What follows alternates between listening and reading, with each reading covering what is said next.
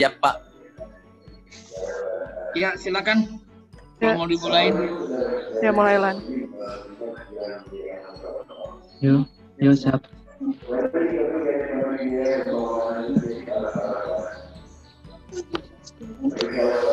Mohon perhatian pada seluruh hadirin yang telah hadir.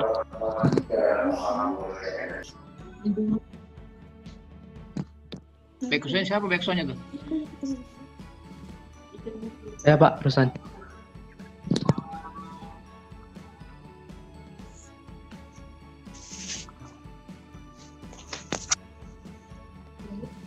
Bismillahirrahmanirrahim. Yang terhormat Bapak Dr. Haidir SEMM selaku Wakil Dekan Bidang Akademi dan Kemahasiswaan Fakultas Ekonomi Universitas Pakuan. Yang terhormat Bapak Bayu Dwi Prasetyo SEMM selaku Asisten Wakil Dekan Bidang Akademi dan Kemahasiswaan Fakultas Ekonomi Universitas Pakuan. Yang terhormat para dosen Fakultas Ekonomi Universitas Pakuan. Yang terhormat tamu kelembagaan Fakultas Ekonomi Universitas Pakuan. Yang terhormat Saudari Sapiro Putri selaku Ketua Umum Himpunan Mahasiswa Akuntansi Fakultas Ekonomi Universitas Pakuan periode 2020-2021 serta seluruh panitia dan peserta workshop online 2020 yang kami banggakan. Bismillahirrahmanirrahim. Assalamualaikum warahmatullahi wabarakatuh. Waalaikumsalam warahmatullahi wabarakatuh. Waalaikumsalam warahmatullahi wabarakatuh. Pertama-tama, puji dan syukur marilah kita panjatkan pada kehadirat Tuhan yang Maha Esa, yang mana karena rahmatnya dan karunia-Nya kita dapat berkumpul pada hari ini dengan keadaan sehat dan walafiat. Dan tak lupa, salawat dan salam mari kita curahkan pada junjungan kita, Habibana wa Nabiyana Muhammad Sallallahu Alaihi Wasallam. Yang tak lupa pada para sahabatnya, keluarganya, serta tabi'at-tabi'atnya. Dan tak lupa juga kita selaku umatnya. Mudah-mudahan mendapatkan syafaat di yaumil akhir nanti. Amin. Ya Rabbal Alamin. Alhamdulillah, pada kesempatan hari ini, Senin, tanggal 31 Agustus 2020, kita dapat melaksanakan acara workshop online 2020 yang bertemakan mempersiapkan diri untuk menghadapi dunia kerja. Sebelum memulai acara, izinkan saya terlebih dahulu. Saya Ruslan Priya Mujadid, selaku pembawa acara pada kesempatan hari ini. Baiklah, mari sebelumnya kita buka acara ini dengan mengucapkan basmalah. Bismillahirrahmanirrahim. Bismillahirrahmanirrahim. Oleh sebab itu, saya akan membacakan beberapa susunan acara yang akan dilaksanakan pada kegiatan workshop online 2020 ini. Yang pertama, ada pembukaan acara, sambutan, pemaparan materi, sesi tanya jawab, penutupan acara. Baik, langsung saja ke acara berikutnya. Yang pertama, ada sambutan. Yang seharusnya ini sambutan langsung kepada Ketua Pelaksana, yaitu Saudara Reski Yasinta Putri. Berhubung Saudari tidak ada, diwakilkan oleh Saudari Hani. Waktu dan tempat Saudari Hani dipersilakan.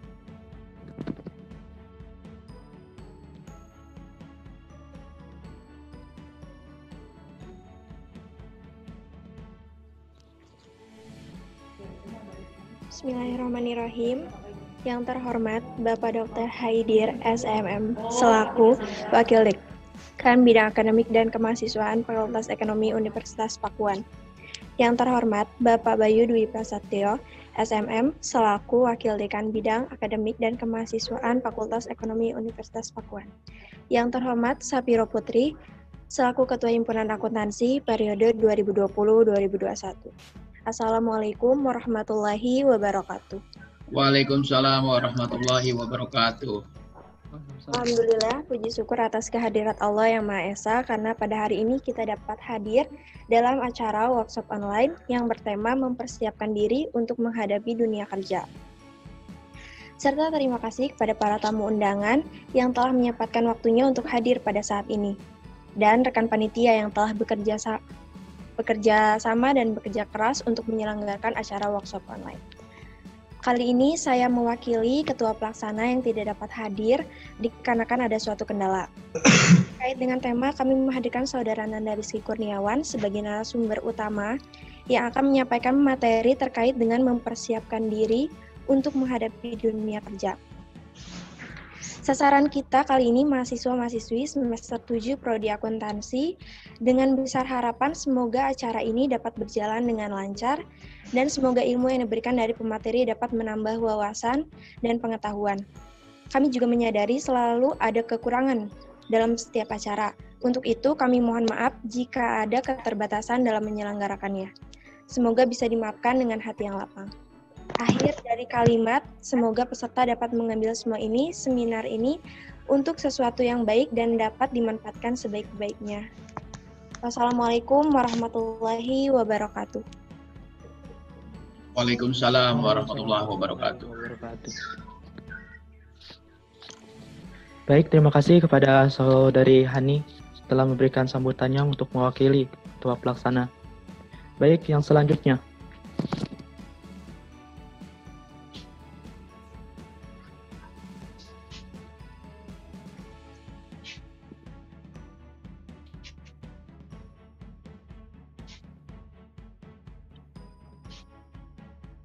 Universitas Pakuan periode 2020-2021 dipersilakan kepada Saudari Sapiro Putri. Dipersilakan waktu dan tempat.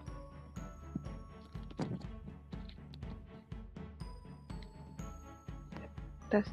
Assalamualaikum warahmatullahi wabarakatuh. Waalaikumsalam warahmatullahi wabarakatuh. Yang terhormat Bapak Dr. Haidir SMM selaku Wakil Dekan Bidang Akademik dan Kemahasiswaan. Dan yang terhormat Bapak Bayu Dwi Prasetyo SMM selaku Asisten Wakil Dekan Bidang Akademik dan Kemahasiswaan, serta yang saya banggakan mahasiswa Fakultas Ekonomi Universitas Pakuan.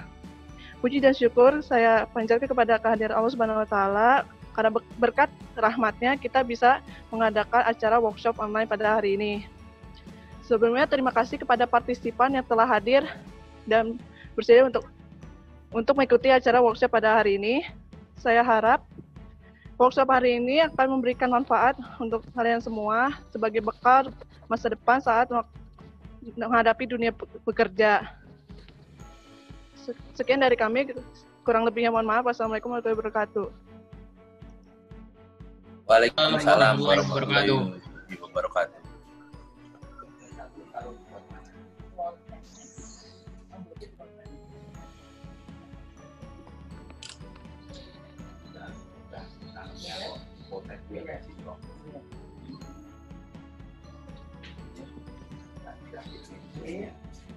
Terus ini anunya di sini nih Pak. Ini bisa diketuk.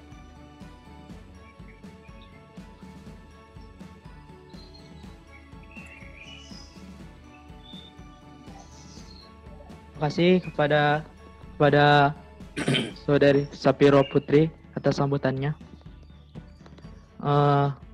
Baik, sambutan yang selanjutnya kepada Bapak Dr. Haidir SEMM sekaligus membuka acara workshop online 2020. Baik, kepada Bapak Dr. Haidir SEMM kami persilakan waktu dan tempatnya. Baik, terima kasih Ruslan. Pertama-tama, Assalamualaikum warahmatullahi wabarakatuh. Waalaikumsalam warahmatullahi Salam. wabarakatuh. Syukur kepada Allah Subhanahu wa taala yang mana kita dapat berkumpul dan bisa mendapatkan hidayahnya hari ini mudah-mudahan, yang mana mungkin saya langsung aja ya, jadi mempersingkat waktu karena medianya pun kan bisa dikatakan dengan daring ini secara singkat maupun secara ada juga yang mungkin mahasiswa yang datang ke kampus, tapi saya mungkin berharap bahwa pelatihan atau workshop hari ini dapat bermanfaat ya. Amin. Sehingga diberikan bekal kepada yang mengikuti acara ini Tapi saya cuma mohon pada Anda atau para mahasiswa sekalian, dalam pelatihan ini kiranya tidak hanya sekali ini aja, saya mohon ya. Mungkin memang kita perlu adanya tidak ketinggalan atau tidak terlepas namanya protokol kesehatan. Tetapi kegiatan ini memang harus dan tetap berjalan sesuai dengan prokernya dari HMM dan HMA ya, karena dunia yang kita hadapi adalah dunia kerja bisa online bisa dengan offline itu loh. Tapi saya cuma menggarisbawahi bahwa catatan dalam kegiatan ataupun nantinya Anda bekal nanti itu tidak terlepas yang namanya SKPI, surat keterangan pendamping ijazah ya. Jadi mungkin ijazah yang sekarang ini yang baru lulus adalah ijazah online ya. Jadi baru kali ini kita Fakultas Ekonomi ataupun Universitas Pakuan mewadahi yang namanya ijazah e-learning gitu, elektronik. Jadi ini mungkin merupakan hal yang baru ya, tentunya karena pandemik ini kita juga bisanya seperti yang melakukan kegiatan jangan terputus gitu loh. Nah, cuman masalahnya adalah mungkin bagi yang senior ataupun yang sudah lulus ujian bertanya-tanya kira-kira kapan Pak wisudanya itu kan. Nah, ini memang menjadi banyak sekali WA ataupun SMS yang masuk mengatakan Pak kapan Pak wisuda, Pak kapan itu. Nah, ini menjadi PR buat saya ataupun buat Pak Rektor yang selama ini kita ragu-ragu gitu loh. Apalagi sekarang ini Bogor mulai hari ini kalau salah diberlakukan jam malam gitu kan. Nah, ini menimbulkan bahwa ke depan kita masih belum kelihatan kegiatan-kegiatan, tetapi saya mohon kepada Ketua HMA dan HMM dapat melaksanakan kegiatan-kegiatan yang kiranya perlu dalam webinar ini ya, terutama Viro ataupun Eri bisa mewadahi kira-kira apa untuk melakukan semacam kegiatan, apalagi satu semester ini kita kuliah gasal dengan menggunakan e-learning. Nah, ini yang menjadi masalah buat kita, meskipun para mahasiswa dibekali kuota ya sebesar selama 3 bulan itu 275.000 ya. 275.000 ya selama satu semester ya, gunakanlah semaksimal mungkin, dan juga kuliah kita tetap jangan sampai tidak hadir, karena satu kelas mungkin kalau dari semester 1 itu mahasiswa baru cukup lumayan ya di kita ini. Kemudian yang bagi semester 3 itu kalau satu kelasnya 60 orang dalam daring, nah itu yang sangat sulit buat para dosen memantaunya. Saya memohon ataupun bagaimana cara kegiatan daripada HMA dan HMM untuk melakukan apa sih kiat yang akan kita tempuh atau melakukan gimana cara terbaiknya untuk mempelajari e-learning. Nah, kalau memang Anda mau membutuhkan panduan, ada ya, kita punya panduan e-learningnya juga, mungkin ada sudah di-share ya di IG-nya ataupun di website-nya. Tapi yang namanya penggunaan itu kan ada banyak cara kan, dari handphone atau dari laptop. Nah, mudah-mudahan kegiatan ini tidak menyurutkan Anda, dan mudah-mudahan diberikan kesehatan ya. Mudah-mudahan juga kita sampai dengan bahwa apa yang Anda cita-citakan nantinya bisa membawahi nama Pakuan tentunya. Dan saya menyatakan bahwa webinar ataupun workshop online ini saya nyatakan dibuka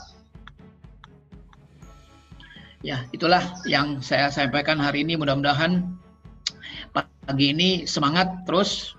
Ya, mungkin bisa dipandu oleh Pak Bayu ataupun dari Pak Eri ataupun mungkin pelaksananya yang webinar ini. Mudah-mudahan berjalan lancar dan tidak ada sesuatu apapun dari kita ini. Saya ucapkan wabillahi wadayah. Wassalamualaikum warahmatullahi wabarakatuh. Waalaikumsalam warahmatullahi wabarakatuh.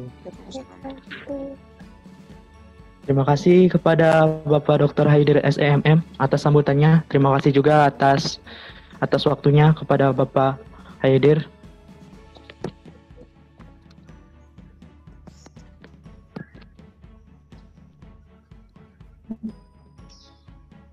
Baik, yang selanjutnya. Sambil menunggu persiapan materi, kami ingin mengingatkan kepada seluruh untuk dipersilahkan mengisi link registrasi saat di pertengahan acara berlangsung. Dan sebagai syarat mendapatkan e-sertifikat, kami sebagai panitia menyediakan kuis kuesioner di akhir acara. Nah, bagi seluruh peserta dipersilakan untuk mengisi nanti di akhir acara kuesionernya. Dan bagi para peserta yang ingin bertanya, silakan mengetikkan nama dan pertanyaannya di bagian kolom chat atau komentar di Zoom meeting. Lalu di akhir materi, kami akan memilih 3 orang penanya yang terbaik. Akan mendapatkan door prize yang insya Allah berupa saldo OPPO. Baiklah. Selanjutnya, mungkin langsung saja masuk kepada pemaparan materi.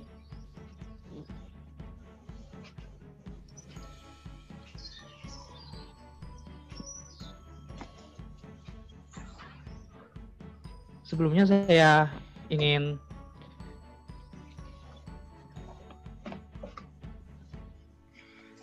akan membacakan CV-nya terlebih dahulu sambil mempersiapkan materinya. Pemateri kali ini yaitu Saudara Nanda Rizky Kurniawan.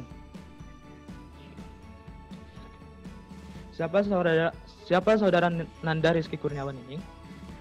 Saudara Nanda Rizky Kurniawan adalah seorang yang sangat profesional dan berpengalaman di bidang rekrutmen selama 7 tahun. Yang berawal dari fokus menjadi EO Job Air, menjalani kerjasama dengan berbagai HRD, membantu ratusan pelamar dalam mendapatkan pekerjaan, memberikan edukasi seputar kerja melalui beberapa universitas dan media digital. Dan saya beberapa pendidikan di SMA Institut Indonesia pada tahun 2010 sampai 2013. Lalu S1 Akuntansi Universitas STI KU Bank Semarang tahun 2013 sampai 2020. Pengalaman tahun 2014 sampai 2016 menjadi supervisor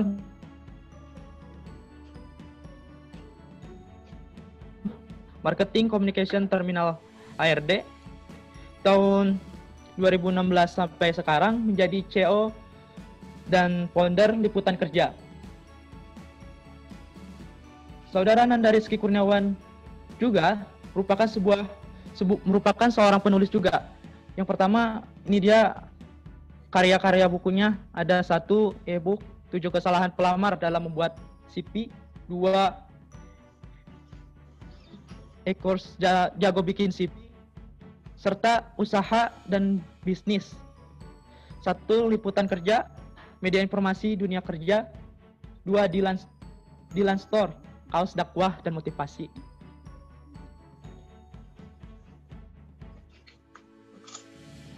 Selanjutnya, mungkin saya ingin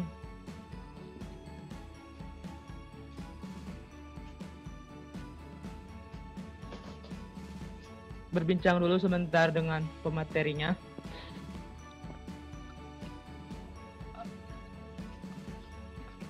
Assalamualaikum warahmatullahi wabarakatuh. Selamat pagi. Selamat pagi.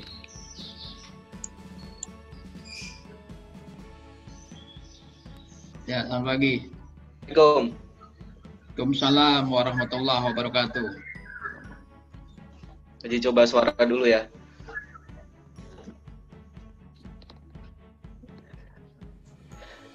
Selamat datang kepada Saudara Nanda Rizky Kurniawan. Ini panggilnya abang apa bapak apa gimana ya? Mas Rizky aja. Mas Ya. Rizky aja, Mas Rizky Siap. aja. Siap. Selamat datang Mas Rizky. Apa kabar? Sehat? Sehat-sehat. Nah, Terima kasih atas waktunya telah menyempatkan sedikit waktunya untuk memberikan pemaparan materi. Mungkin kali ini bisa sedikit cerita tentang pengalamannya, oke. tentang di beberapa pengalamannya mungkin sedikit saja sebelum memulai acara gitu Mas. Oke. Atau nanti langsung saya lanjut nggak apa-apa sih? Ini langsung ke ke materi saya kan nanti. Oh oke. Nah, Berarti sekaligus ini aja kali ya Mas ya? sekaligus nggak apa-apa kita aja. Siap. Oke, siap.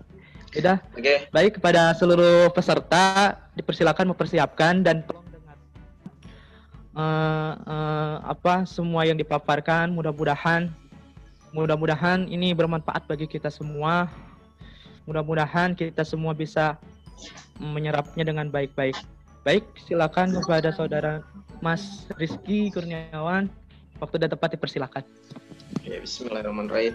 Assalamualaikum warahmatullahi wabarakatuh. Waalaikumsalam warahmatullahi wabarakatuh. Selamat pagi buat Wabarakatuh.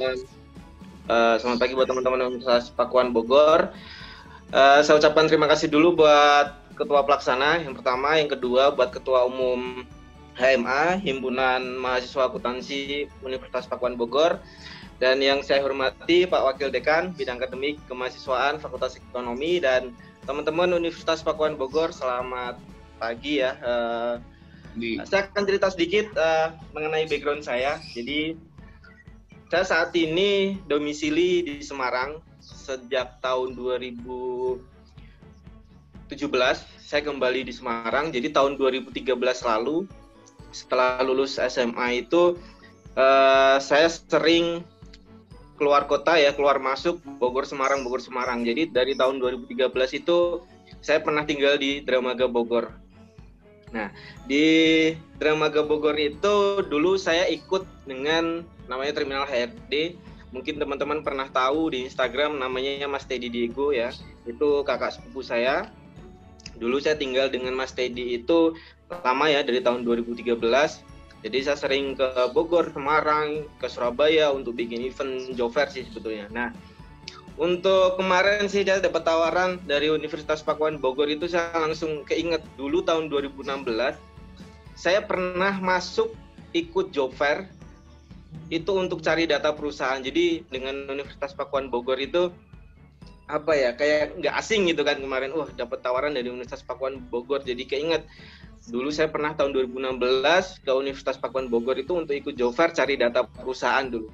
Data perusahaan itu untuk bikin event di beberapa kota waktu tahun 2013, 2015, 2016, dan terakhir tahun 2017. Nah, saya akan cerita sedikit juga. Dulu itu saya dan Terminal HRD itu membangun sebuah event job fair namanya Bursa Kerja. Ya, kita dulu lama di Bogor itu sering bikin di kota Bogor, Jakarta, Bekasi, kemudian Surabaya, dan di Bali juga udah pernah. Nah, terakhir itu tahun 2017 kita sudah tidak membuat job fair karena dari pihak Dinas Tenaga Kerja waktu itu tidak mengizinkan untuk para IO membuka tiket masuk job fair. Nah, padahal untuk para event IO itu kan dulu dapat pemasukan juga dari tiket masuk ya. Jadi buat teman-teman mungkin yang baru menghadapi dunia kerja sekarang. Jadi tahun 2017 lalu itu kita pernah menghadapi aturan baru dari Dinas Tenaga Kerja, yaitu tidak boleh membuka tiket masuk atau menjual tiket masuk kepada pencari kerja waktu itu. Nah, makanya tahun 2017 kita berhenti, kemudian saya kembali ke Semarang, dan tahun 2018 saya membuat virtual job fair, namanya virtual job fair pertama di Indonesia. Itu baru pertama kita bikin virtual job fair, itu dari Liputan Kerja dari kita. Nah, kemudian kita off tahun 2019 karena sedang perbaikan sistem sih sebetulnya. Dan tahun 2020 ini di masa pandemi ini ternyata banyak banget yang bikin virtual job fair ya, atau job fair online. Jadi job fair online itu teman-teman nggak perlu datang ke tempat, jadi teman-teman bisa nanti langsung melamar dari aplikasi, dari HP, dari laptop, itu nanti langsung melamar aja, nggak perlu datang ke lokasi. Teman-teman bisa langsung kirim file CV dan lain-lainnya langsung ke sistem. Jadi seperti itu sistemnya dulu itu. Kurang lebih seperti itu. Nah, saya akan ceritakan sedikit tadi masalah pendidikan ya. Mungkin ada pertanyaan pendidikan.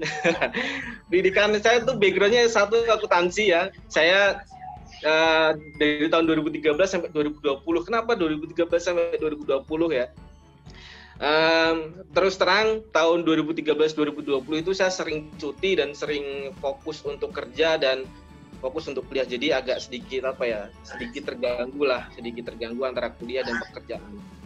Nah, kemudian saya sempat ambil cuti 1 tahun 2 tahun, kembali lagi kuliah, kemudian cuti lagi. Itu dulu sering banget seperti itu.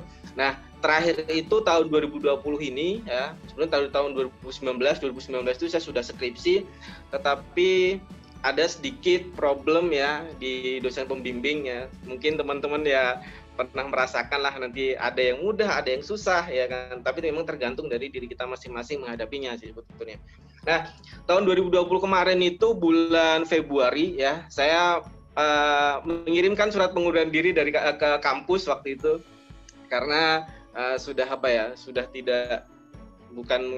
sudah terlalu lama berhenti cuti gitu kan, sampai materi itu sampai lupa lah. Cuman kalau untuk fokus ke pajak dan lain-lain, saya sangat menguasai sih untuk akuntansi. Nah, tahun 2020 kemarin ini bulan Februari ya, saya melakukan pengiriman surat pengunduran diri ke kampus ya, dengan tujuan mudah-mudahan setelah ini sebetulnya saya pengen masuk lagi kuliah di jurusan hukum sebetulnya, dan psikolog, menyesuaikan dengan background yang sedang saya hadapi ini. Nah, terus untuk background akuntansi ya sebetulnya paham juga di dunia akuntansi sudah lama, saya tinggal skripsi sebetulnya. Terus kemudian untuk produk ya, saya akan jelaskan sedikit produk. Saya punya produk namanya e-course Jago Bikin CV ya, e-course Jago Bikin CV, kemudian ada e-book, sekarang ada produk aplikasi. Nah, saya sampaikan dulu yang pertama, e-book itu apa sih? E-book yang saya buat, e-book 7 kesalahan pelamar dalam membuat CV ini. E-book 7 kesalahan pelamar dalam membuat CV ini adalah berisi tentang kesalahan-kesalahan pelamar dalam membuat CV. Jadi saya membahas kesalahan dan saya membahas juga cara membuat yang baik dan benarnya seperti apa. Nanti di e-book ini saya bagikan gratis juga di sesi akhir untuk teman-teman semuanya. Dan produk e-book ini sudah terdownload oleh 7.500 user gratis ya, selama 3 bulan. Saya baru launching 3 bulan yang lalu. Terus kemudian di produk berikutnya saya ada produk Jago Bikin CV, itu adalah produk template CV ya, template CV menarik. Teman-teman nanti bisa juga cek di @jagobikincv. Jadi saya menjual produk template CV menarik itu dalam format MS Word. Nah, tampilan CV menarik itu sudah terjual 1.200 user dalam waktu 3 bulan. Jadi memang produk ini baru 3 bulan. Aplikasi liputan kerja ya, saya ngomongin aplikasi liputan kerja. Saya baru saja launching aplikasi liputan kerja tanggal 17 Agustus 2020 kemarin ya. Tanggal 17 Agustus 2020 kemarin memperingati Hari Kemerdekaan Republik Indonesia. Sekalian saya launching aplikasi, itu sudah terdownload 10.000 user dalam waktu 7 hari. Teman-teman nanti bisa download aplikasinya di Play Store. Isinya ada locker, ada tips trik, kemudian ada produk Jago Bikin CV juga, kemudian ada produk kaos dakwah yang saya jual juga. Terus kemudian ada beberapa video-video yang pernah saya buat, video-video tentang membuat CV, video-video tentang cara mengkoreksi CV, dan lain-lain. Nanti teman-teman bisa langsung aja download aplikasinya di Liputan Kerja. Baru ada di Play Store, kita lagi membuat juga di App Store, sedang proses kurang lebih 3 bulan ke depan. Insya Allah kita akan launching juga di App Store. Terus untuk website, jika teman-teman nanti nggak punya Android, teman-teman bisa cari lokernya di website kita di liputankerja.com. Kurang lebih seperti itu. Oke, next, sedikit produk dan karya yang pernah saya buat. Ya, mudah-mudahan nanti dari produk e-book gratis ini yang saya bagikan di sesi akhir, teman-teman bisa pelajari dan teman-teman bisa dapatkan manfaatnya dari 7 kesalahan pelamar dalam membuat CV ini. Tujuannya adalah supaya ketika teman-teman baca produk ini, teman-teman nggak mengulang kesalahan yang sama yang dilakukan oleh para pelamar lainnya. Oke ya, kurang lebih seperti itu. Next. Saya akan bahas yang pertama adalah materi tahapan dapat kerja ya, materi tahapan dapat kerja. Jadi apa sih tahapan sebelum dapat pekerjaan gitu ya, ceritanya seperti itu ya. Ada 3 tahapan ya, 3 tahapan dapat kerja gitu, ada 3 tahapan ya. Perusahaan itu biasanya melakukan tahapan seleksi berkas. Tahapan seleksi berkas itu apa? Ketika teman-teman kirim CV, kemudian dapat panggilan interview, itu namanya tahapan seleksi berkas. Dan itu ketika teman-teman dapat panggilan interview, berarti teman-teman lolos seleksi berkas di tahapan pertama ini. Nah, kemudian ada tahapan seleksi psikotes. Tahapan seleksi psikotes ini adalah di mana HRD ingin mencari tahu kepribadian teman-teman apakah cocok dengan posisi yang teman-teman lamar atau tidak. Dan terakhir nanti ada tahapan interview. Tahapan interview ini adalah tahapan di mana nanti ada proses negosiasi gaji di akhir yang teman-teman harus hadapi. Biasanya ketika teman-teman sudah menghadapi proses tahapan negosiasi gaji ini, 80-90% teman-teman dipastikan akan lolos ke tahapan selanjutnya, yaitu bekerja. Nah, 3 tahapan ini tidak semua perusahaan melakukan 3 tahapan ini ya teman-teman. Jadi di beberapa perusahaan itu ternyata juga hanya ada yang menggunakan 2 tahapan saja, yaitu tahapan seleksi berkas dan tahapan seleksi interview.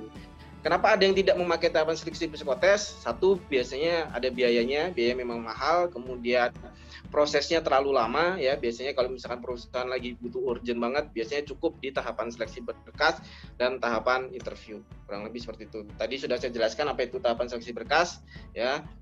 Kemudian di sini ada contoh tahapan seleksi berkas ya. Apa aja sih yang dilihat pada saat HRD menyeleksi berkas karyawan ya. Jadi saya informasikan juga buat teman-teman nanti ketika membuat CV ya, lihat dulu syarat lokernya seperti apa, lihat dulu deskripsi lokernya seperti apa, nanti disesuaikan dengan CV yang teman-teman buat. Jadi tidak, kalau misalkan saya selalu mengajarkan ke teman-teman kalau misalkan membuat CV,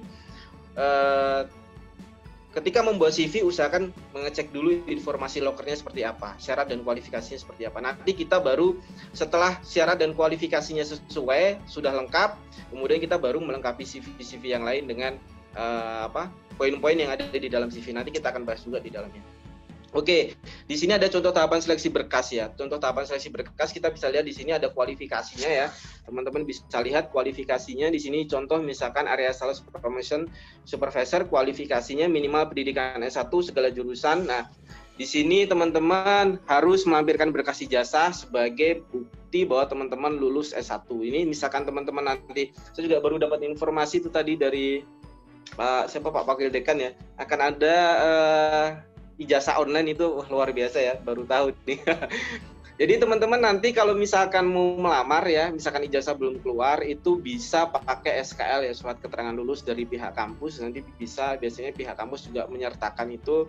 Kalau misalkan belum memberikan, teman-teman bisa minta sih sebetulnya. Kalau selama ini saya pernah konsultasi juga dengan pihak kampus, rata-rata pasti pihak kampus memberikan SKL surat keterangan lulus.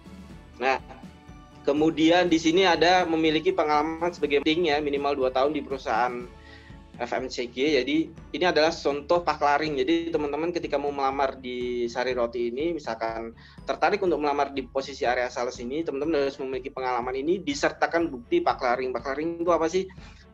Paklaring itu adalah bukti pengalaman kerja di perusahaan sebelumnya. Teman-teman bisa minta. Jadi ini juga banyak banget pelamar yang sering lupa ketika bekerja ya, terus kemudian ingin resign, banyak pelamar lupa untuk meminta surat paklaring. Jadi ini buat teman-teman persiapan nanti ya, ketika nanti pengen bekerja sudah masuk 1 tahun 2 tahun, kemudian pengen resign, pengen ganti dengan posisi lain di perusahaan lain, teman-teman usahakan fokus juga untuk meminta paklaring ini supaya ketika nanti mencari pekerjaan baru, teman-teman bisa mudah sih sebetulnya, bisa mudah untuk mendapatkan pekerjaan di berikutnya karena sudah punya pengalaman yang disertakan bukti ya.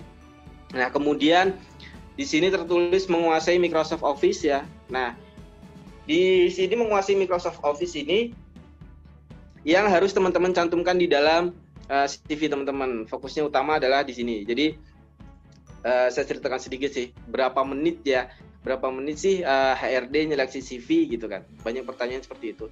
Terus apa aja sih yang dilihat dari HRD ketika menyeleksi CV gitu ya. Ya, ini saya informasikan lagi buat teman-teman. HRD itu hanya butuh waktu 1-5 menit untuk menyeleksi CV. Terus apa yang dilihat Mas gitu. Yang dilihat adalah ini, contoh misalkan di sini menguasai Microsoft Office. HRD itu butuh kandidat yang menguasai Microsoft Office.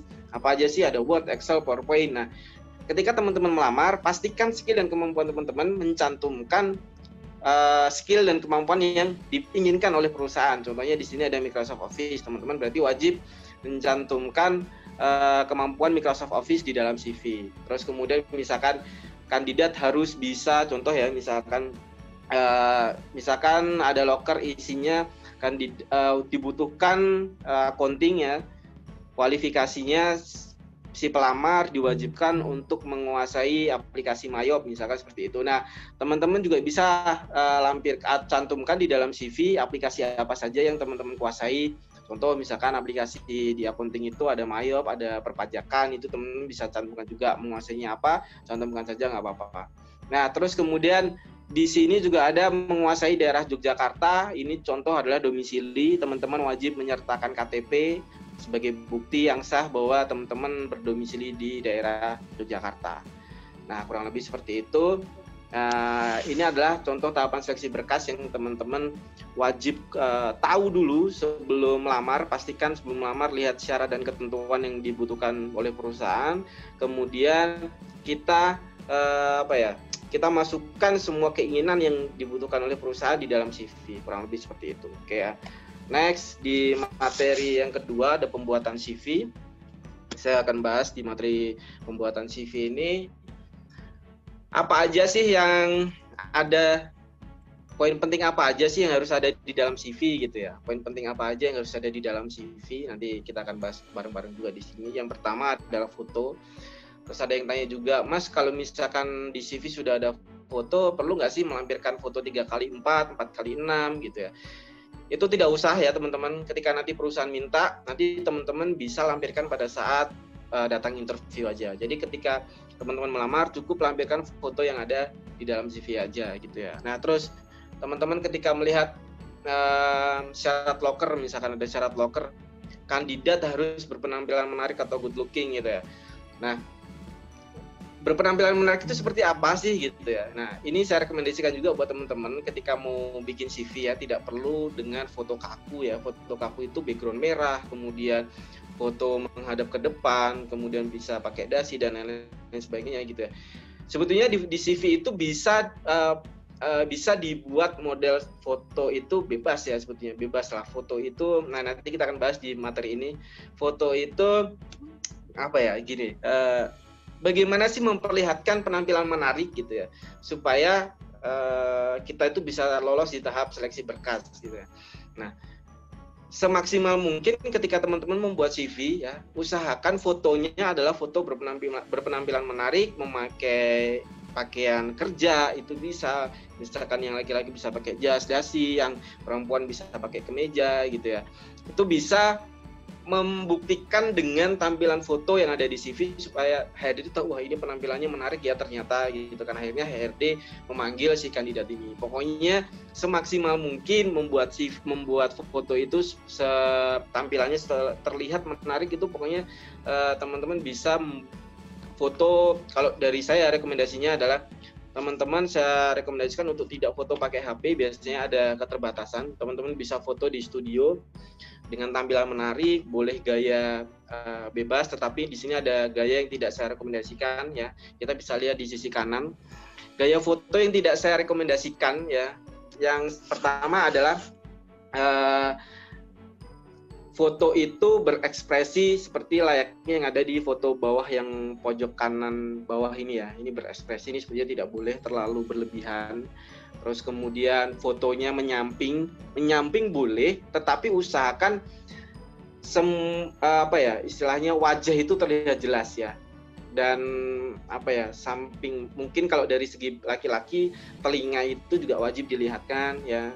Kemudian untuk perempuan itu boleh sih, misalkan ingin terlihat rapi, misalkan pakai jilbab itu juga boleh. Itu yang penting menghadap ke kamera ya. Ketika teman-teman membuat foto untuk tampilkan di dalam CV, usahakan foto tersebut melihat kamera, tidak melihat ke samping ataupun berekspresi yang seperti foto yang ada di bawah pojok kanan ini. Oke ya. Terus yang kedua kita akan bahas masalah profil ya. Kita akan bahas masalah profil. Profil atau tentang saya, banyak pelamar yang melakukan kesalahan di sini ya. Ada yang bingung, ada yang melakukan kesalahan, dan banyak juga yang kalimatnya berantakan juga sih. Saya sering lihat seperti itu. Karena sampai detik ini ya, sebenarnya dari tahun 2013 sampai sekarang itu sebenarnya saya masih sering bedah CV pelamar, termasuk salah satu member Jago Bikin CV. Saya masih membantu para member Jago Bikin CV untuk membuat CV. Nah, ketika saya koreksi ternyata masih banyak kesalahan ketika teman-teman membuat profil ini ya. Oke, yang pertama saya akan bahas dulu di atas ini ya, ada yang warna kuning ini, ada foto warna kuning ini. Saya akan ceritakan dulu di sini. Nama saya Anggun Putri Pertiwi. Saya seorang yang jujur, disiplin, ramah, dan sangat bertanggung jawab terhadap tugas dan pekerjaan. Saya siap membantu perusahaan ini untuk jadi lebih maju dan berkembang gitu ya. Kenapa tidak saya rekomendasikan gitu ya? Sebenarnya kalimatnya bagus ya. Nama saya Anggun gitu kan. Saya seorang yang jujur, disiplin, ramah. Itu sebenarnya kalimatnya sudah bagus juga. Kenapa tidak saya rekomendasikan? Karena di bawah ini ada kalimat saya siap membantu perusahaan ini untuk jadi lebih maju dan berkembang. Kenapa nggak boleh? Jadi ketika teman-teman membuat kalimat profil atau tentang saya ini, usahakan tidak memberikan janji atau harapan kepada perusahaan.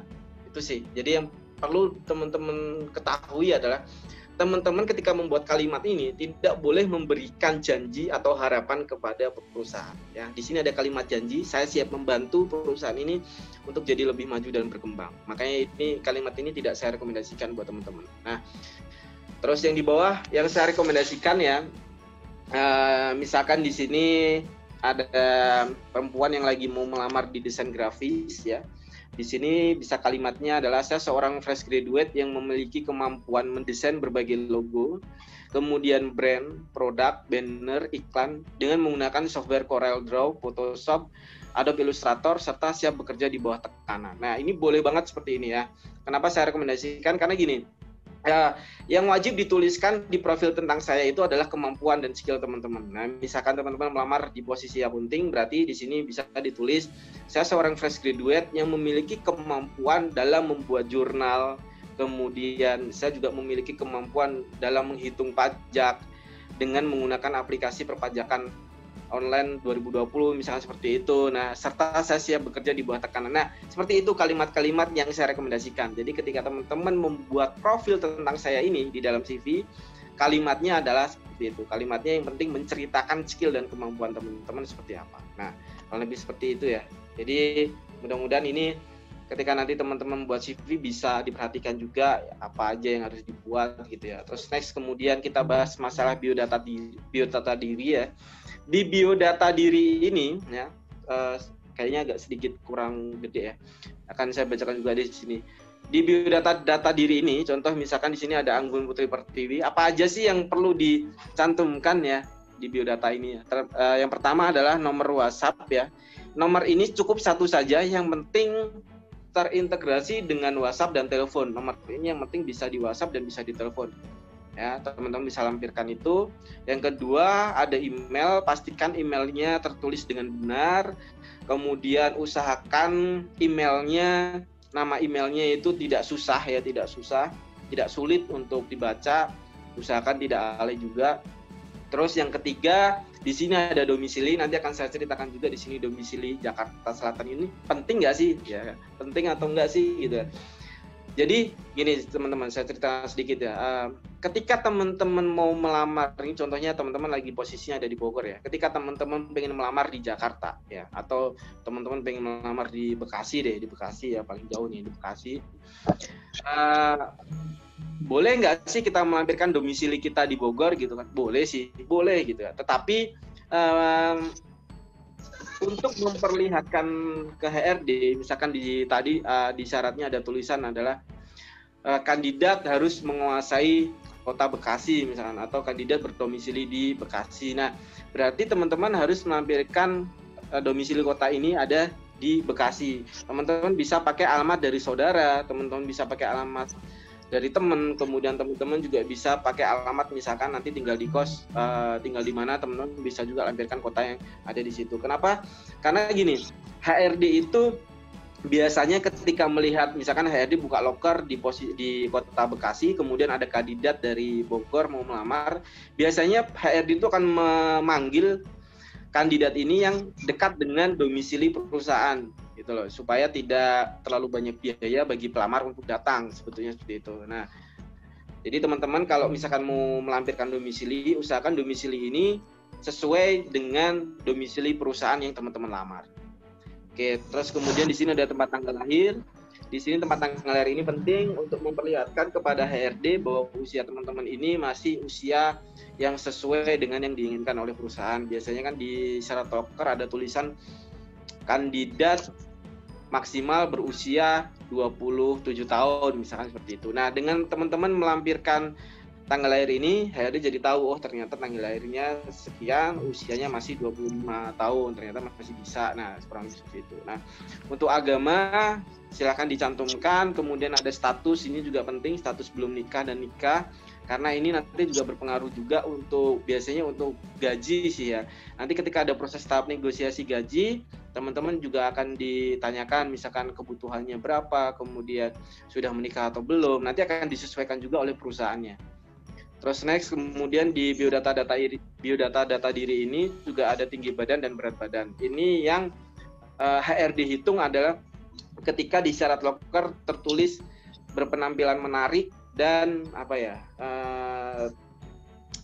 terlihat proporsional lah, seperti itu. Tinggi badan dan berat badan itu dihitung oleh HRD agar terlihat proporsional ketika teman-teman menghadapi dunia kerja. Jadi di dunia kerja itu misalkan teman-teman melamar di bagian SPG, kemudian bagian manajer, itu kan biasanya harus ketemu dengan klien tuh. Nah, biasanya HRD itu butuh badan-badan yang proporsional, tingginya sesuai, berat badannya sesuai, kurang lebih seperti itu ya. Nah, di sini ada di next itu ada keahlian, teman-teman. Apa aja sih yang perlu dicantumkan di dalam keahlian gitu ya. Terus kenapa kok harus ada penilaian 80%, kenapa kok harus ada penilaian bintang 5, atau kenapa harus ada penilaian poin-poin 1 sampai 5, itu penting nggak sih gitu ya. Nanti akan kita bahas ya. Aku akan ngomongin dulu masalah pertanyaan yang sering ditanyakan oleh pelamar ya. Mas, penting nggak sih pakai bintang 5 gitu ya. Nah, sekarang saya akan sedikit ilustrasikan seperti ini. Nah, ketika teman-teman melihat tadi ya, ada syarat yang dibutuhkan oleh perusahaan, kandidat ini harus menguasai Microsoft Office ya. Microsoft Office itu ada Word, ada Excel, ada PowerPoint. Nah, HRD itu sebetulnya juga tahu kemampuan teman-teman itu seperti apa. Karena ketika teman-teman menguasai MS Word, ada Word, Excel, PowerPoint ini, HRD juga yakin kemampuan masing-masing keahlian ini pasti berbeda.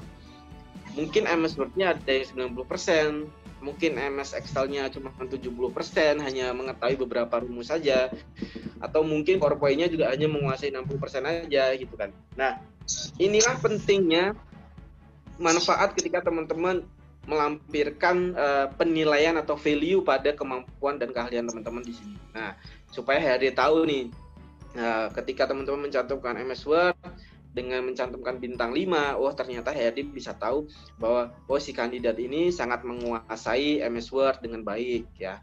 Oh ternyata Microsoft Excel-nya cuma 70%. Oh berarti si kandidat ini cuma menguasai Excel sebatas beberapa rumus-rumus saja. Berarti mungkin dengan adanya seperti itu nanti akan HRD pikirkan bagaimana cara mentraining teman-teman di saat bekerja di awal, kurang lebih seperti itu ya.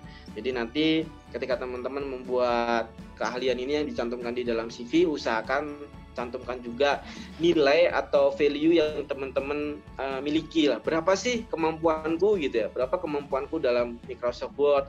Berapa kemampuanku dalam Microsoft? Itu yang tahu teman-teman sendiri ya.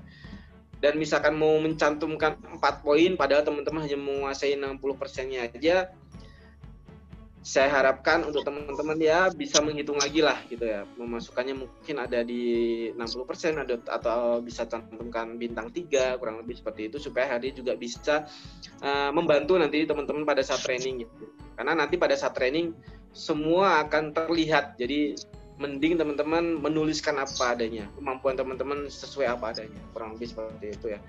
Next, kita akan ngomongin masalah pengalaman kerja ya. Nah, kita akan ngomongin dulu masalah pengalaman yang ada di dalam CV itu apa aja sih gitu ya. Misalkan teman-teman fresh graduate, teman-teman nggak punya pengalaman kerja ya, apa yang harus dicantumkan? Ini buat panitia bisa di next ya, next materi berikutnya. Saya akan bahas dulu masalah pengalaman. Ketika teman-teman nanti bingung mau mencantumkan pengalaman seperti apa ya, saya akan ceritakan sedikit pengalaman yang wajib ada di dalam CV. Yang pertama adalah pengalaman kerja. Nah, pengalaman kerja ini penting ya untuk memberikan informasi kepada perusahaan bahwa teman-teman pernah bekerja di perusahaan sebelumnya gitu ya. Nah, kalau misalkan nih Mas saya nggak punya pengalaman kerja gitu, apa yang harus dicantumkan gitu ya? Ketika teman-teman nggak punya pengalaman kerja, teman-teman bisa cantumkan pengalaman magang ya, pengalaman magang. Terus kemudian Mas saya nggak punya pengalaman kerja, terus saya juga nggak punya pengalaman magang, apa yang harus dicantumkan gitu ya? Teman-teman bisa cantumkan pengalaman pelatihan kerja. Ya, teman-teman misalkan pernah ikut pelatihan kerja dari kampus, pernah ikut pelatihan kerja dari pemerintah di Dinas Tenaga Kerja, itu misalnya teman-teman pernah ikut, bisa dicantumkan seperti itu ya. Mas, terus kemudian nih, Mas saya nggak punya pengalaman kerja, saya nggak punya pengalaman magang, dan saya nggak punya pengalaman pelatihan kerja, apa yang harus dicantumkan gitu ya? Yang harus dicantumkan, teman-teman bisa cantumkan pengalaman organisasinya. Nah, teman-teman misalkan nggak punya pengalaman yang tadi, teman-teman bisa cantumkan pengalaman organisasi. Nah, terus kemudian ada pertanyaan lagi nih, Mas saya nggak punya pengalaman kerja, pengalaman magang, nggak punya pelatihan kerja, nggak pernah ikut organisasi, gimana Mas gitu ya? Nah, ini saya sarankan teman-teman bisa cantumkan pengalaman seminar yang pernah teman-teman ikuti pada saat di kampus. Contohnya seperti ini ada webinar online tentang persiapan dunia kerja, teman-teman bisa nanti cantumkan di dalam CV-nya. Ini bisa jadi pengalaman seminar, apalagi nanti dapat sertifikatnya. Nah, sertifikat itu nanti bisa dilampirkan. Nah, terus ada pertanyaan lagi yang terakhir, Mas saya nggak pernah ikut pengalaman kerja, saya nggak pernah ikut nggak pernah ikut magang, saya nggak pernah ikut pengalaman, saya nggak pernah ikut pelatihan kerja, saya nggak pernah ikut organisasi, dan saya nggak pernah ikut seminar, apa yang harus dicantumkan gitu ya. Nah ini saya sangat merekomendasikan buat teman-teman ketika tidak punya 5 pengalaman ini, saya sarankan untuk mengikuti pelatihan kerja yang diadakan oleh pemerintah, bisa ikut seminar-seminar yang diadakan oleh pihak swasta, bisa ikut pelatihan kerja online. Itu banyak banget nih di digital sekarang, banyak banget pelatihan kerja tentang Microsoft Office, kemudian tentang aplikasi, tentang pembuatan logo, tentang pembuatan desain dan lain sebagainya. Ini di digital sangat lagi ramai juga ya. Ada pelatihan kerja secara online.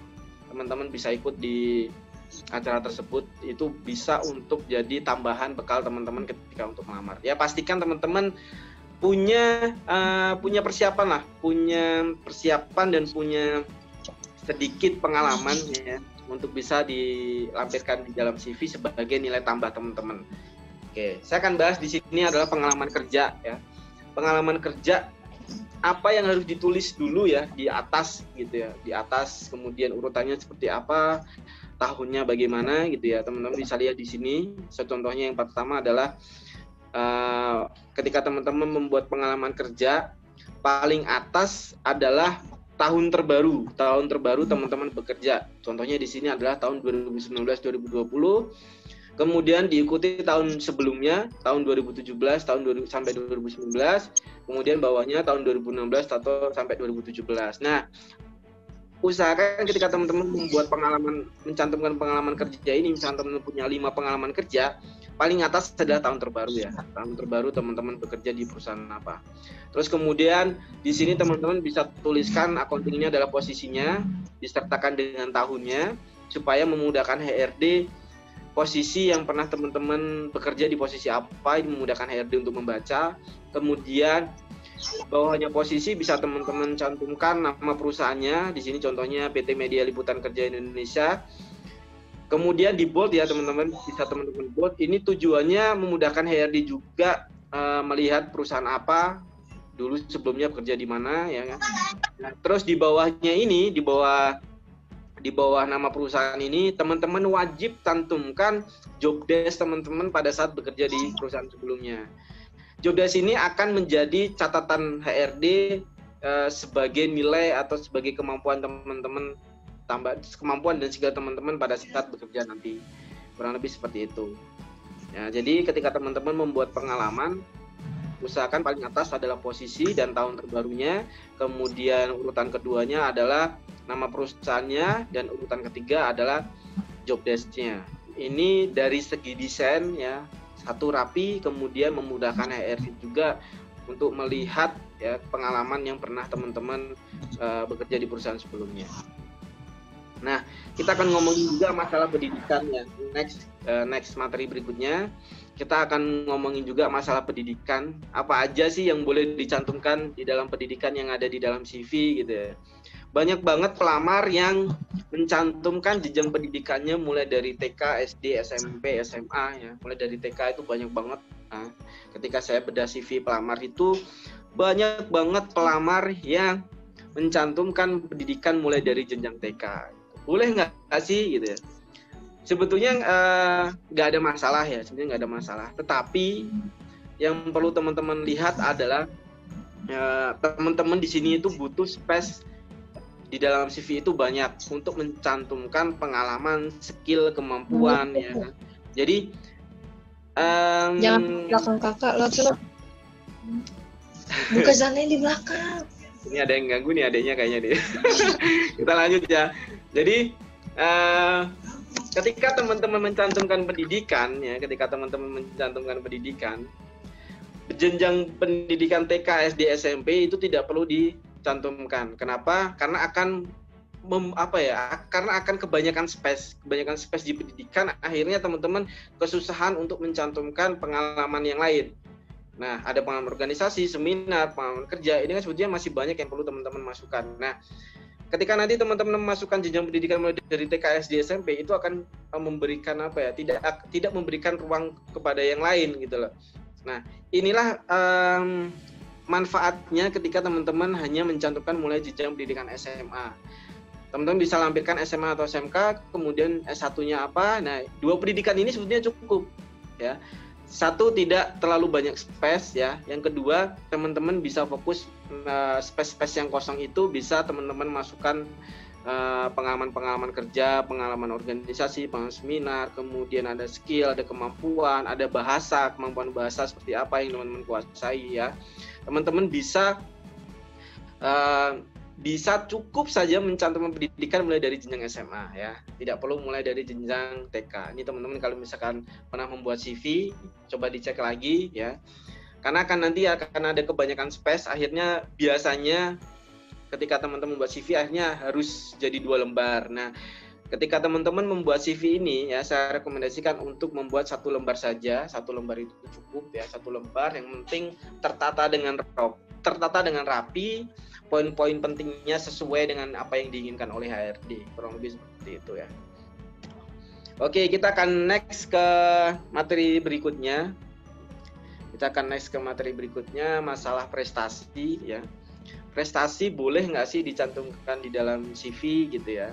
Ini boleh banget ya ketika teman-teman punya prestasi, tapi dilihat dulu prestasi untuk kandidat berpengalaman dan prestasi untuk kandidat yang fresh graduate itu berbeda ya teman-teman. Nah, kita akan bahas dulu yang masalah berpengalaman. Di sini adalah prestasi untuk yang berpengalaman, untuk kandidat pelamar yang berpengalaman. Itu prestasi yang pernah teman-teman dapatkan pada saat bekerja. Contoh di sini ada penjualan terbaik sebagai sales ya. Di sini ada di dealer Honda Mobil Jakarta. Kemudian nanti di bawahnya juga teman-teman bisa kasih keterangan, saya berhasil mendapatkan apresiasi dari dealer Honda Mobil Jakarta, yaitu sebagai top sales penjualan mobil selama 1 tahun tanpa ada komplain dari customer. Nah, keterangan-keterangan itu bisa teman-teman tambahkan sesuai dengan informasi yang teman-teman dapatkan. Nah, terus kemudian untuk di bawahnya, misalkan pernah jadi karyawan terbaik, kita kan juga di perusahaan-perusahaan itu memang beda-beda sih prestasinya. Ada yang jadi karyawan terbaik, kemudian di sini misalkan sebagai sales ada penjualan terbaik. Nah, tergantung dengan perusahaan-perusahaan yang teman-teman nanti lamar dan dapatkan ya. Nah, di sini ada karyawan terbaik, contohnya ada di dealer Honda Mobil Jakarta juga ya. kandidat ini pernah berhasil mendapatkan apresiasi dari dealer Honda Mobil Jakarta sebagai karyawan terbaik selama 1 tahun bekerja tanpa ambil cuti maupun terlambat ya. Kurang lebih seperti itu. Nanti informasinya teman-teman bisa bisa berikan juga pada saat membuat CV. Nah, bedakan ya teman-teman, ketika membuat prestasi berpengalaman dan fresh graduate itu beda banget ya. Kalau teman-teman berpengalaman misalnya sudah pernah bekerja di perusahaan sebelumnya, kalau nggak punya prestasi, saran saya tidak usah dicantumkan ya, karena di CV sudah tertulis pengalaman kerja, kemudian prestasinya kok prestasi tentang lomba-lomba, itu saran saya tidak usah dicantumkan ya. Prestasi yang khusus untuk kandidat berpengalaman, khusus untuk prestasi di bidang pekerjaan ya. Oke, next berikutnya kita akan bahas masalah prestasi fresh graduate di sini. Contohnya ada juara 1 model di antara SMA sekota Bandung tahun 2019 ya. Nah, di fresh graduate ini prestasi tentang perlombaan, tentang akademik itu boleh banget dicantumkan ya. Beda dengan yang prestasi untuk yang kandidat berpengalaman atau profesional. Beda banget tadi ya. Misalkan di sini teman-teman fresh graduate punya prestasi di kampus, misalkan pernah dapat beasiswa, itu juga boleh juga dicantumkan di dalam CV. Contohnya di sini ada juara 1 foto model, kemudian ada juara 2 lomba menyanyi, ini boleh banget dicantumkan di dalam CV. Karena teman-teman masih fresh graduate ya. Jadi kalau yang berpengalaman tadi kurang lebih informasinya seperti tadi. Nah, next kita akan masalah tampilan ya. Next kita akan masalah tampilan ya. Banyak banget yang DM saya, yang tanya saya juga. Ini pasti banyak pro kontra juga. Mas, tampilan CV itu harus bagaimana gitu ya? Apakah polos ataukah berwarna? Apakah harus gimana Mas gitu kan? Ini aku ceritakan sedikit ya. Di tahun 2020 ini ya, sebenarnya sudah tahun 2019-2020 sih. 2020 ini lagi rame perusahaan yang menciptakan sebuah sistem baru namanya ATS. ATS ini adalah ketika teman-teman nanti melamar hanya melampirkan CV. Nah, CV-nya ini nanti sudah dikoreksi oleh sistem. Nah, apa aja sih yang dikoreksi oleh sistem? Terus bagaimana tampilan-tampilan yang tidak boleh ada di dalam CV, ini juga beda banget ya. Tapi masih jarang banget yang perusahaan menggunakan ATS, karena ATS ini adalah sistem yang kayaknya biayanya masih mahal juga ya.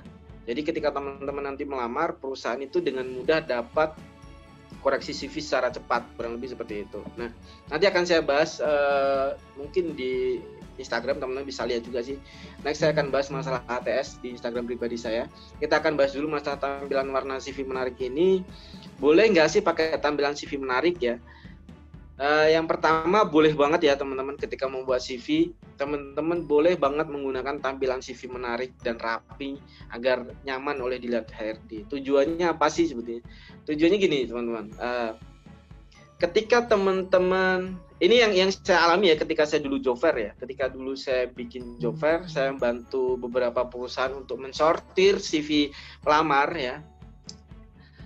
Ada pembedanya begini, ketika ada kandidat lain menggunakan CV yang biasa, daftar riwayat hidup biasa, dengan CV yang menarik, HRD itu sebetulnya lebih suka tampilan CV yang menarik. Karena apa? Satu, HRD akan menilai si kandidat ini kreatif.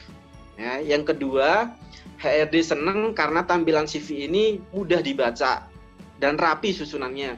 Yang ketiga, biasanya HRD itu lebih senang yang ketika melihat CV, tampilannya beda sendiri nih. Biasanya langsung disendirikan dan akan langsung disortir khusus dengan CV-CV yang sedang HRD ingin panggil sebetulnya. Di sistem seleksi berkas ya, ada namanya seleksi berkas, seleksi sortir CV itu. HRD akan membedakan yang misalkan di sisi kiri CV pelamar yang biasa aja, nanti yang sisi kanan sisi pelamar yang menarik, kreatif. Nah itu nanti akan dibedakan juga di situ. Apalagi misalkan CV-nya itu sesuai dengan apa yang diharapkan oleh perusahaan, nah itu akan lebih ada nilai plusnya lagi sebetulnya. Nah rekomendasi saya buat teman-teman ketika membuat CV ya, buatlah CV itu menarik, boleh dengan warna yang teman-teman suka ya.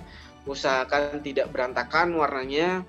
Dominan itu ada 2 warna. Contoh di sini misalkan ada biru dan putih, kemudian ada hitam dan kuning, kemudian di sini ada pink dan putih. Nah, dominan warna itu yang teman-teman juga harus lihat juga ya. Usahakan tidak terlalu banyak warna, karena sebetulnya boleh sih terlalu banyak warna, tetapi saya yakin teman-teman yang tidak pandai desain, jatuhnya nanti tampilan CV-nya itu terlihat berantakan warnanya.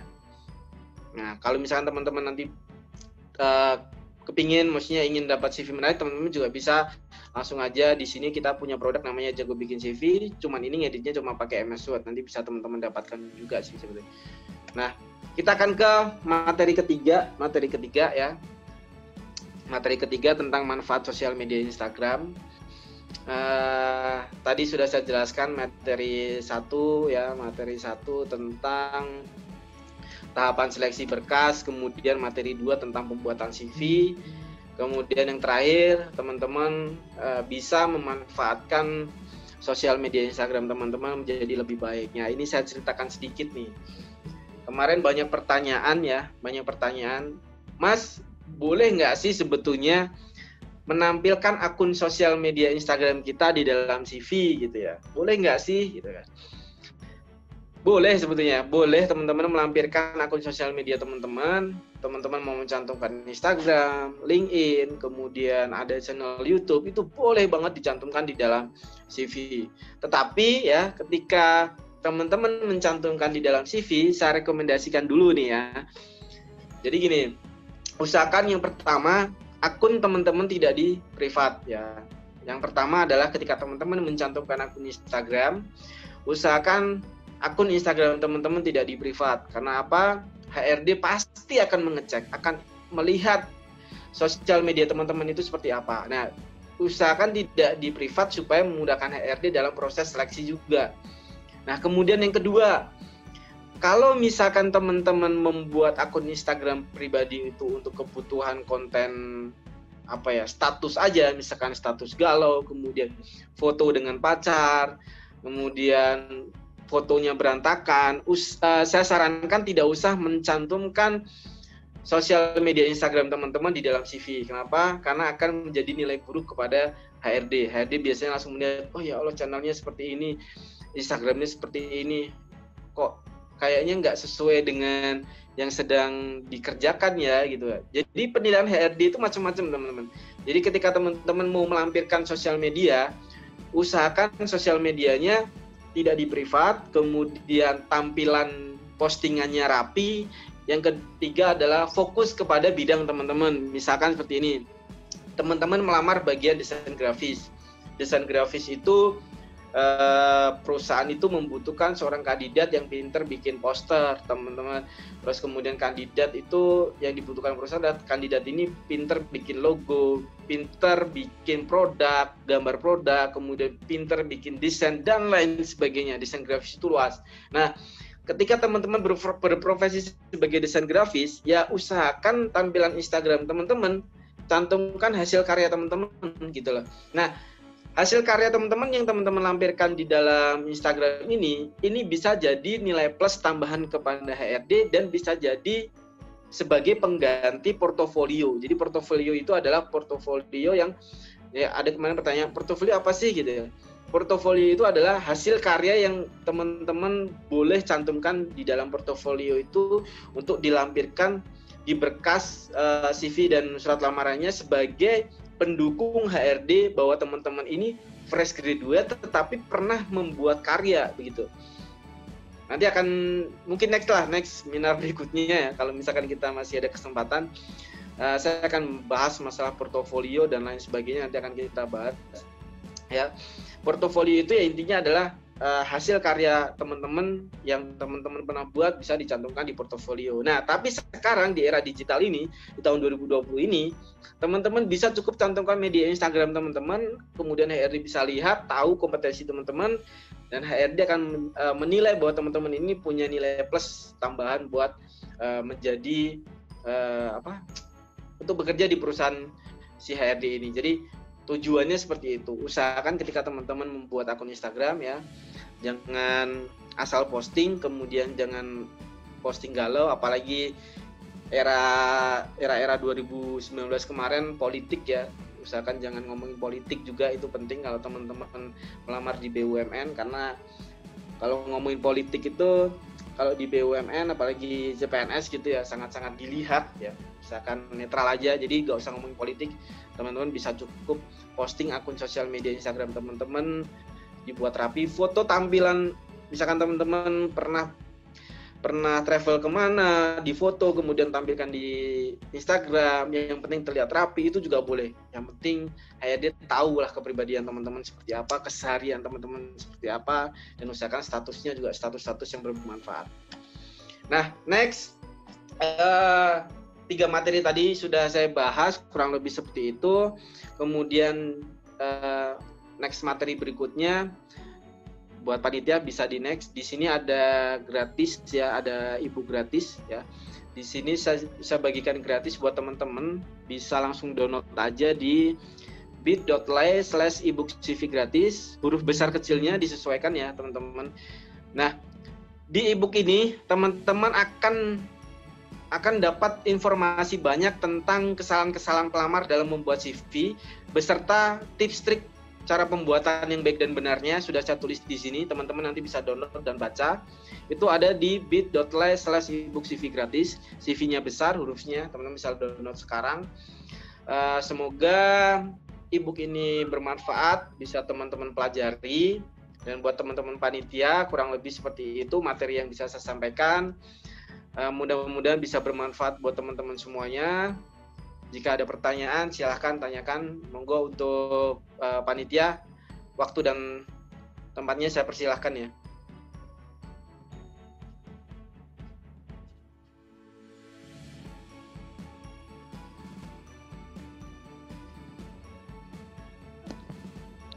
Baik Mas Rizky, terima kasih atas materinya ya Mas.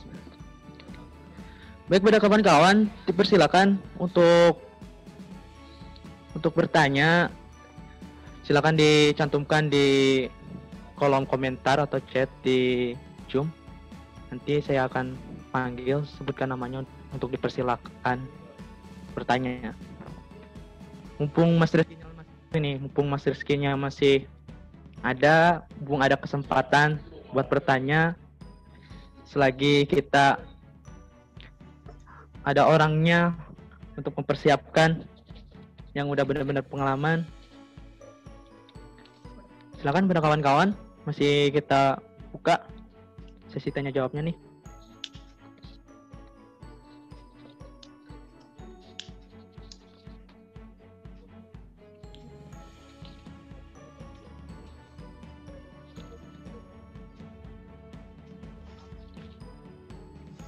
Kayaknya yang mau tanya malu, Mas.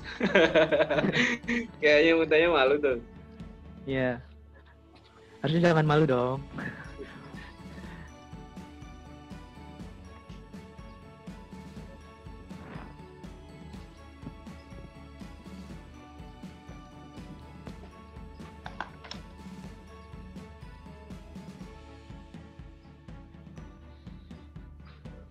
Ayo kawan-kawan, dipersilakan yang ingin bertanya.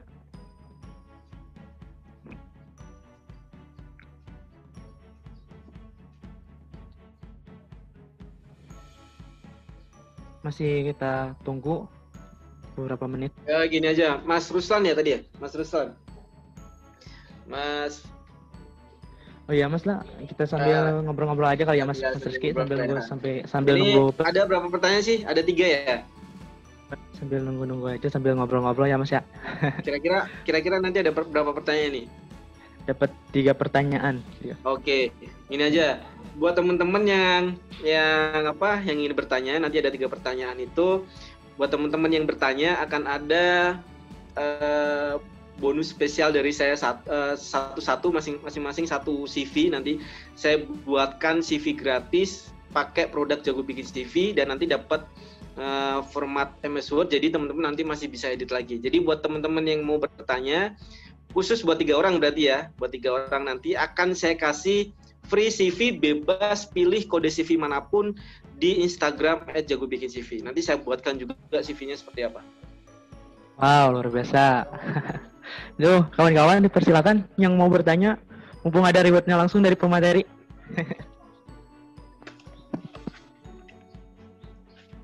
Nah, ada bertanya satu orang. Ya. Pertanyaan di ini aja ya, disebutkan aja kali ya. Oke. Boleh. Disebutkan nama Muhammad Ilham Putra. Saya ingin bertanya untuk kalian yang tadi bisa pakai bintang atau nilai seperti itu, apakah kemampuan seperti public speaking juga perlu dinilai? Dan bagaimana untuk menilai kemampuan tersebut? Terima kasih. Pertanyaan boleh ditampilkan lagi, Mas? Pertanyaannya.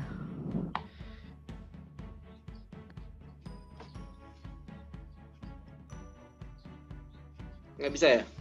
Ada di kolom chat, Mas. Oke, bentar.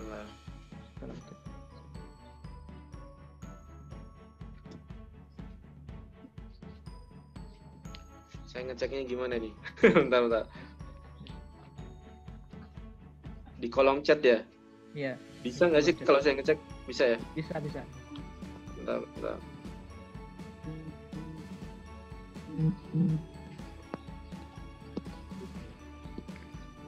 Oke, langsung aja deh, nggak apa-apa.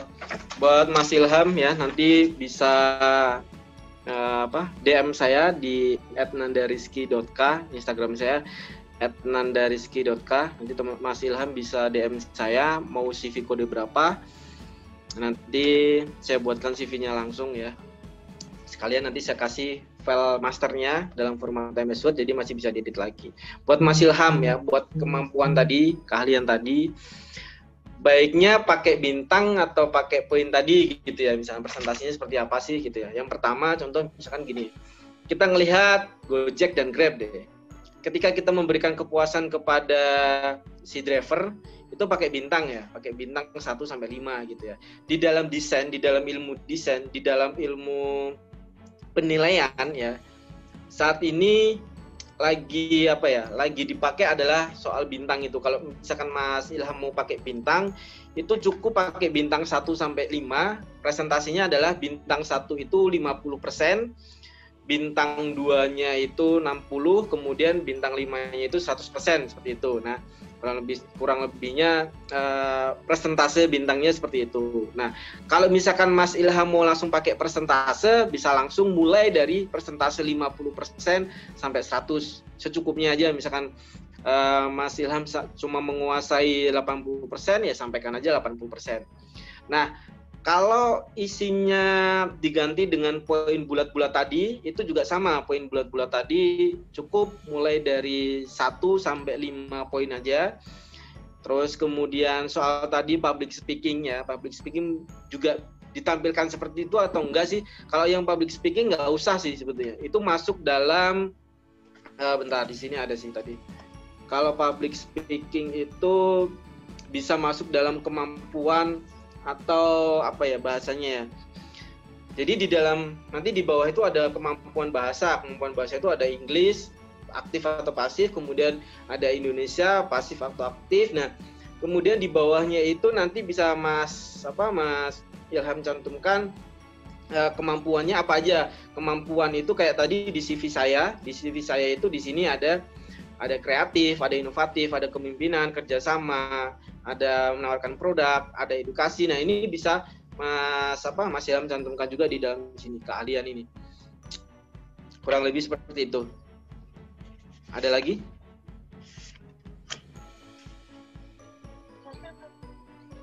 Ada lagi, Mas. Masih ada, Mas. Masih ada penanya nih. Ada, mungkin udah terpancing ini, mulai ada yang bertanya lagi nih. Ini ada beberapa penanya lagi, Mas. Mungkin kan tadi Mas ngasih rewardnya cuma buat 3 orang kali ya. Mungkin 3 orang tercepat aja ya buat reward yang tadi.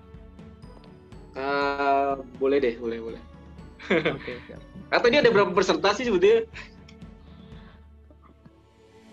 Ada berapa peserta? 50 ya? 92. Wah, lumayan ya. Ya. Oke lah, 3 orang deh, nggak apa-apa 3 orang. Mungkin yang selanjutnya aja kali ya Mas ya. Boleh. Pertanyaannya.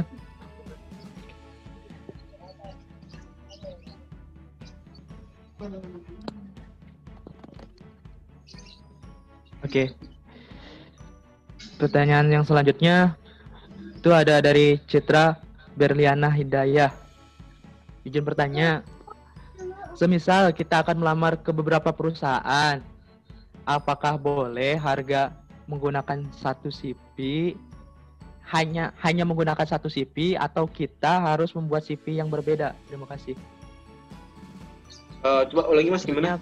Beberapa perusahaan, tapi dia membuat satu CV aja gitu Mas. Oke, jadi gini, saya akan jelaskan sedikit ya. Tadi ketika membuat CV, usahakan melihat dulu syarat lokernya seperti apa gitu ya. Nah, kita juga harus lihat dulu nih syarat lokernya seperti apa. Contoh misalkan, ketika kita mau melamar accounting ya, yang dibutuhkan perusahaan itu apa aja sih sebetulnya? Contoh, keahlian dalam menghitung pajak, membuat laporan laba rugi, membuat neraca, arus kas, kemudian dan lain-lain lah, kurang lebih seperti itu kalau misalkan accounting ya. Nah, yang penting teman-teman misalkan mau menggunakan satu CV itu untuk melamar ke semua perusahaan itu boleh banget, tapi usahakan kemampuan itu disesuaikan juga dengan posisi yang teman-teman lamar gitu loh. Teman-teman melamar accounting ya berarti harus bisa membuat laporan, menghitung pajak dan lain sebagainya. Itu bisa teman-teman cantumkan dulu di dalam CV.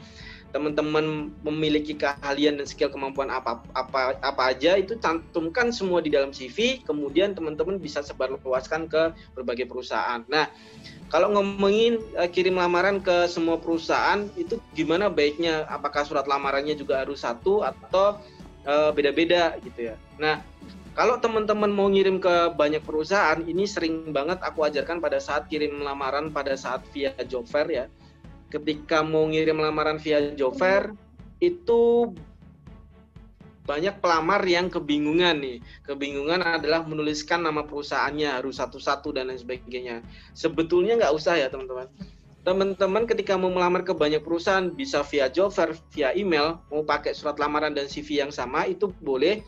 Itu tinggal diganti, tinggal ketika teman-teman mau bikin surat lamaran, fokus kepada yang paling atas ya, kepada yang terhormat ya, tidak usah diberikan nama perusahaannya. Biasanya kan kepada yang terhormat HRD, PT, Media Angkasa, Kota Jakarta misalkan seperti itu. Itu kan fokus kepada nama perusahaannya. Nah, ketika teman-teman mau melamar ke banyak perusahaan, teman-teman cukup tuliskan kepada yang terhormat HRD atau personalia di tempat, nggak usah dikasih nama perusahaannya.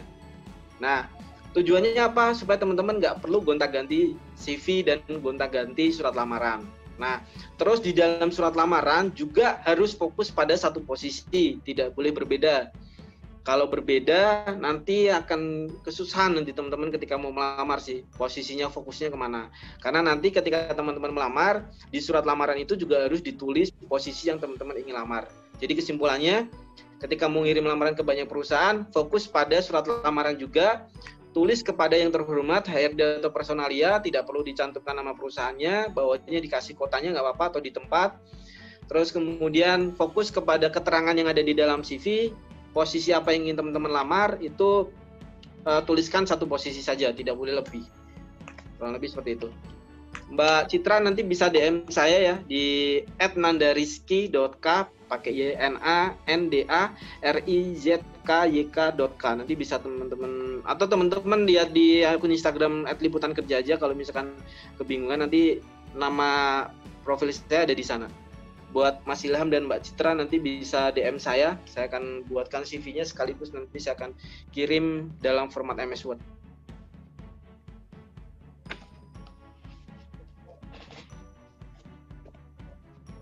Next, mungkin Mas Ruslan.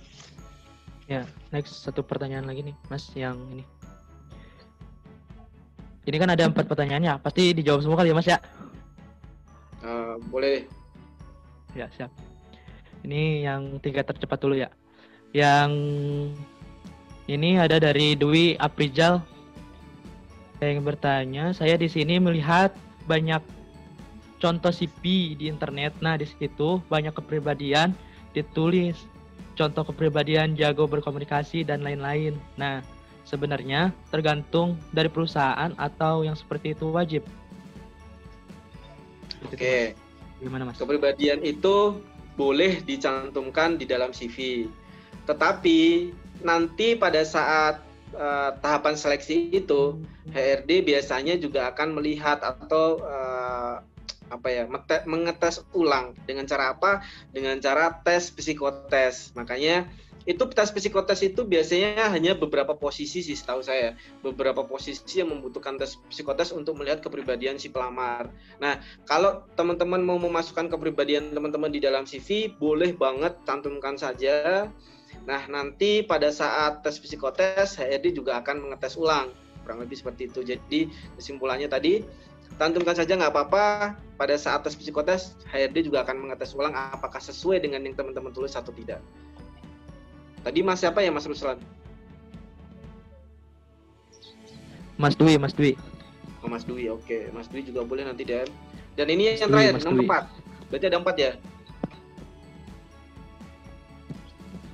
Mas Dwi Aprizal.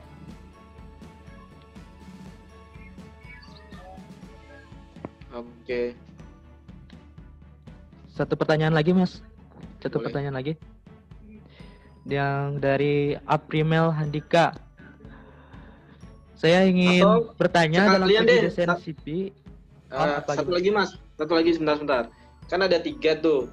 Ya, ini ada 1 kayaknya nanggung. Nanti 4 sekalian aku kasih CV-nya. Sekaligus 1 lagi kalau ada yang tanya. Berarti ada 5, nanti aku kasih semua CV-nya. Nah. Ini ada nambah lagi, Mas. 1 lagi. Wah, oke, berarti itu ya fix ya 5 ya. Oke, fix 5. Gimana? Fix 5. Oke, siap, Mas. Oke.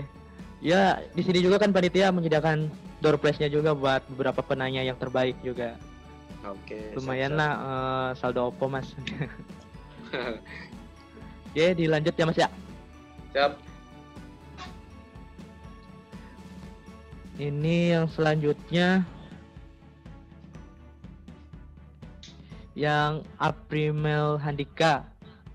Saya ingin bertanya dalam segi desain CV, jika tidak memiliki skill desain minimal dari segi apa yang diperhatikan agar CV tersebut masih bisa menjadi menarik, rapih, nyaman.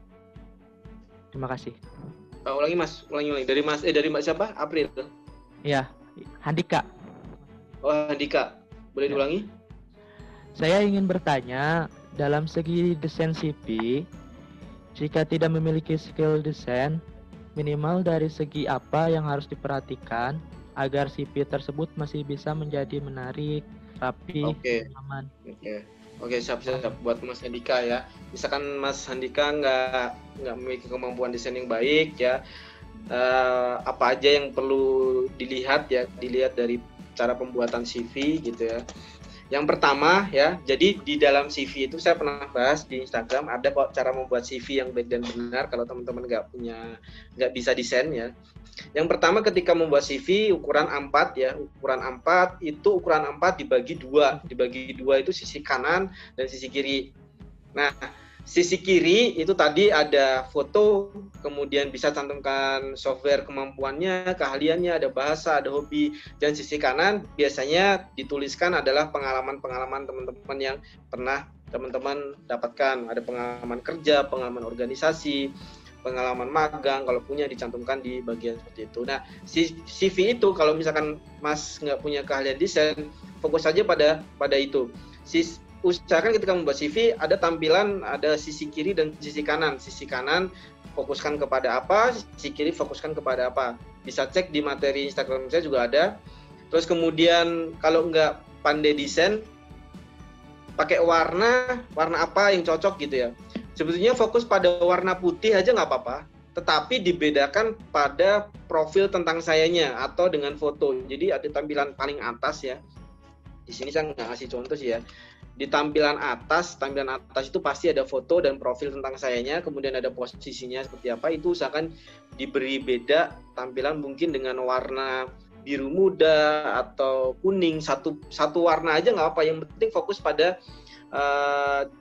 satu warna yang tidak terlihat mencolok sih, tidak terlihat apa ya, mencolok itu bukan berarti kuning itu mencolok nggak ya, mencolok dalam arti gini, mencolok itu berbagai warna ya, berbagai warna itu usahakan jangan membuat CV dalam berbagai warna ya. Ketika Mas Handika nanti mau bikin CV, fokus dengan satu warna juga nggak apa-apa, warna putih. Kemudian tampilannya tadi sudah saya jelaskan. Ketika membuat pengalaman kerja, paling atas itu tahunnya dan posisinya dituliskan, kemudian ada nama perusahaannya, yang bawahnya ada deskripsi, kurang lebih seperti itu tadi. Tampilannya kurang lebih seperti itu. Oke, next Mas Ruslan. Siap Mas. Satu lagi ya Mas ya, ini yang terakhir. Boleh. Yang terakhir dari Ayu Cahyaningsih. Ayu, izin bertanya, apakah ada perbedaan dalam CV untuk melamar kerja dengan CV untuk mencari beasiswa? Terima kasih. Seperti itu. Oke.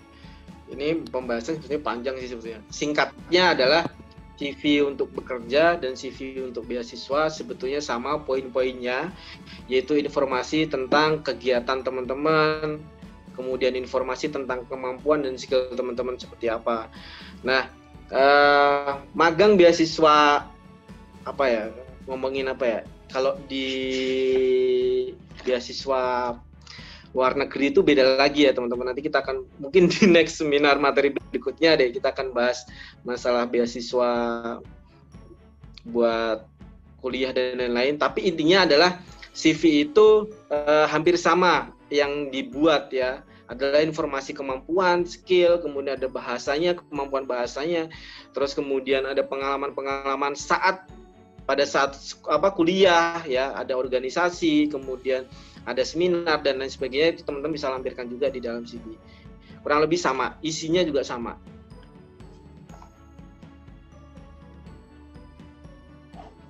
Oke. Ada lagi, Mas Ruslan? Udah Mas, sudah terjawab? Boleh, udah. Oke.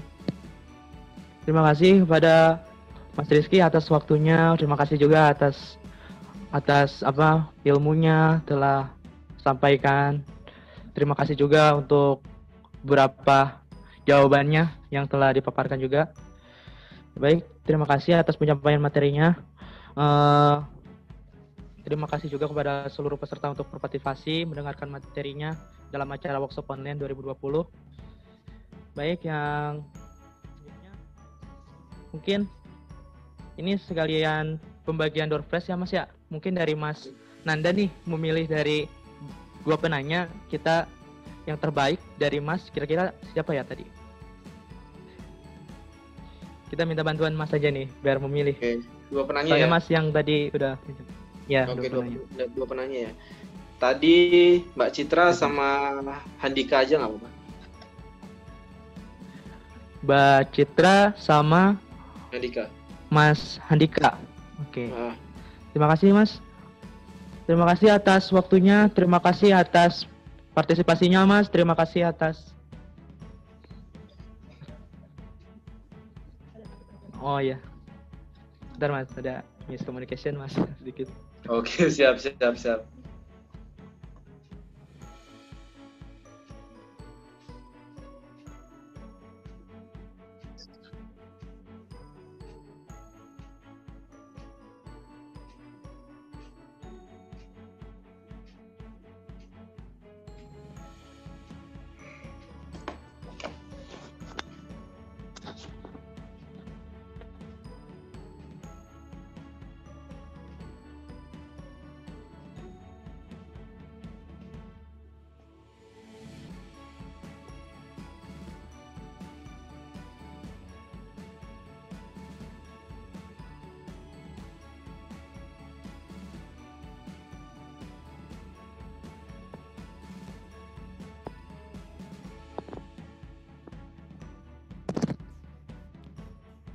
Oke, untuk tadi diingatkan lagi kepada Ayu Cahyaningsih sama Mas Andika, nanti panitia akan menghubungi. Terima kasih. Dan yang selanjutnya terima kasih atas Mas Nanda, terima kasih atas partisipasinya kepada seluruh peserta. Sebelum menutup acara workshop online ini, diberlakukan pada seluruh peserta untuk mengisi kuesioner terlebih dahulu agar mendapatkan syarat untuk mendapatkan e-sertifikat yang telah kami sediakan. Nanti sertifikatnya nanti akan dikirim melalui grup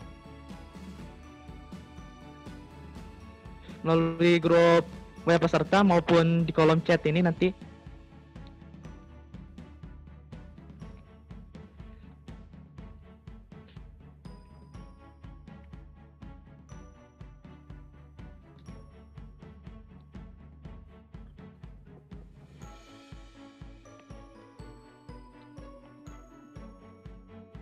Oke, baiklah.